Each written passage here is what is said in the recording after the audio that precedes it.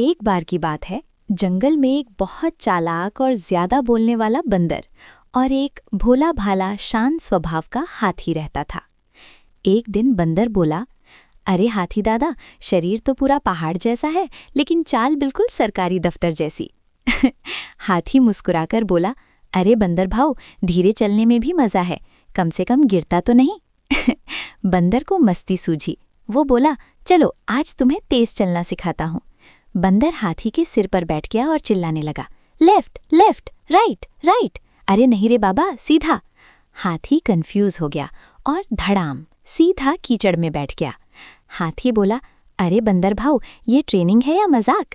बंदर हंसते हुए बोला, अरे दादा, फ्री ट्रेनिंग है, रिजल्ट की गारंटी नहीं।